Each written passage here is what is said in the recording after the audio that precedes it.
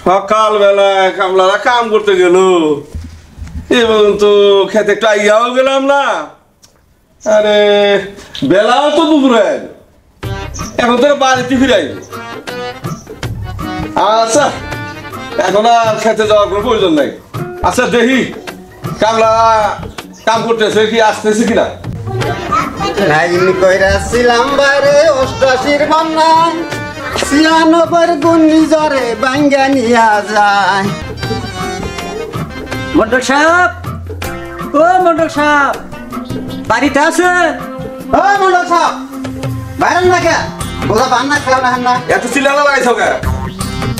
ধরেন ও ওই এখানে লাগাও।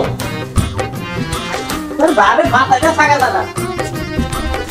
আরে কাম করে খাও, এই যাবো তো পায়ে জুতাই খোলো না। তোমরা তো আমার কামের শেষ করছো, কাম করছো তো হারা দিনি। তার কামি দেখাই যাও না, তোর জুতা পাইতে ঘুরে বেড়াই যাও। আমরা তাহলে তো থাকারি না, ঘুম না পাচ্ছি, কামে যাও। এই জন্যই তো চিন্তা পাচ্ছি না। তোমার কাম করে বাড়াতে তোমার পায়ে জুতাই খোলো না, তোমরা কাম করে খাই যাও নাকি? জুতাটা খুলে টাইম পাম করে দেখেন। আজকে 2 টাকা 1 টাকা দিব, কামা দাম আধা বেলা দিব, একবেলা দিব না। অস্থির হয়ে গেছে কি একবারে কাম করে। মন্ডল সাহেব টেহা দেন। মন্ডল সাহেব বিদায় দেন। আচ্ছা মন্ডল সাহেব তাহলে টেহাটা দেন। টেহা দিমু কয়টা চাও? আমাদের ইনসাফ মতো যা হয় তাই দেন। ইনসাফ মতো মরে গেছে গা, তোমরা আবার ইনসাফ করবো কি? এই নাও 2.5 টাকা করে দিলাম, এই 2.5 টাকা করে লয়া খুশি হয়ে বাড়ি যাও। এই 2 টাকা দিলেন মন্ডল সাহেব? 2 টাকা দিলাম তাহলে 1 টাকা ঘুরা দিও। এক টাকাতে কি বাজাবো? যা পাইবে তোমরা যা করছো তাই তো কালাই করছো তাই দিছি, তোমরা তো বেশি দিব না। ও দোস্ত আর এটা কারে কয়? আমিও তো জানি না, হারাদিন কাম করে আজানের আগে উঠি। আমার 2.50 পয়সা 2 টাকা করে নিও, আর 1 টাকা আমার ফিরাইয়া দিও। তোমরা ইনসাফ করতে কইলা তাই ইনসাফ করলাম। এইটা একটা ইনসাফ হইলো মন্ডল সাহেব। ও 2.5 টাকায় তোমাদের পেট ভরে না। বাইরা হালাক বহালা বাইরা 2.5 টাকায় পেট ভরে না।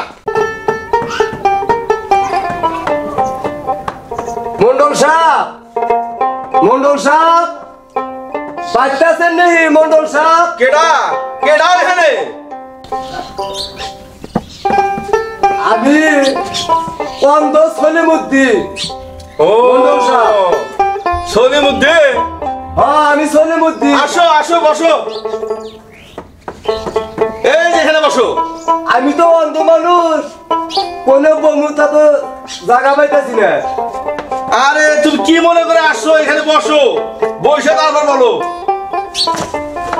আরে পয়লা গেল তো, আমি দেখা দিই একখানে, তুমি বসো একখানে। হ্যাঁ আচ্ছা বলো বইছি। কি জন্য আসছো বলো, কি মনে করে আইছো? মন্ডল সাহেব আর নেই না আমাদের আসতে বলছিলেন। ও তোমার আইতে কইছে আমার স্মরণই নাই। আচ্ছা তাহলে কেমন আছো?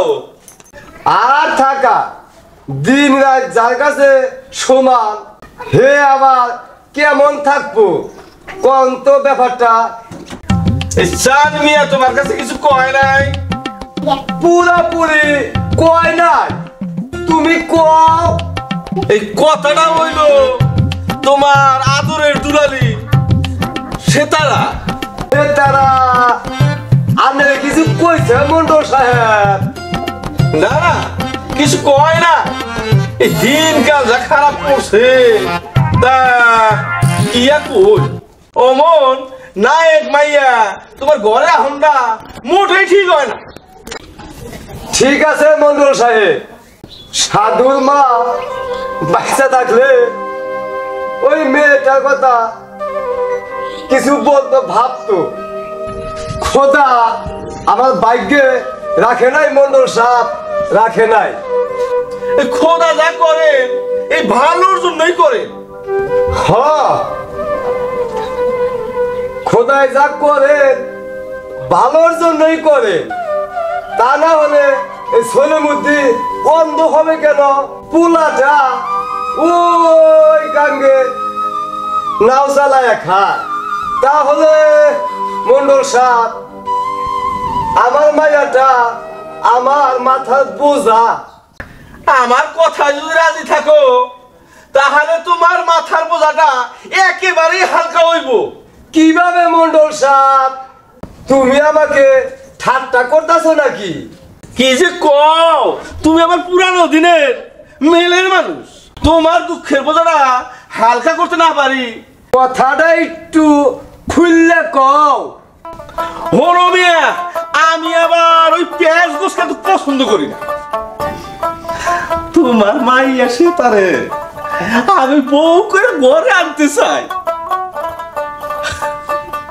এটা তো সেটা চাঁদের কপাল।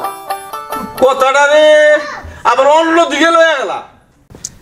মন্ডল সাহেব, এমন একটা কথা আপনার মুখে শোভা পাইল। এই তেল দেখা ছাড়াই উঠলাতে। তোমার বাড়িতে থাকা যাব না, তোমার এই বাড়ির বাতাস গরম, আমি চইলা যাই গে। এই কই যাও, আমার পাওনা টাকাটারে দিয়ে যাও। আমার রক্ত বেচে তোমার টাকা শোধ করে দেব, কিন্তু তবু মন্ডল সাহেব আপনার কাছে আমার মেয়া বিয়া দিতাম না না না। এই যে আমি চইলা গেলাম। দেখবেন ভাইরা, দ্বিতীয় পর্বে ওই মন্ডল সাহেব আমার মেয়া নিতে পারে কি না।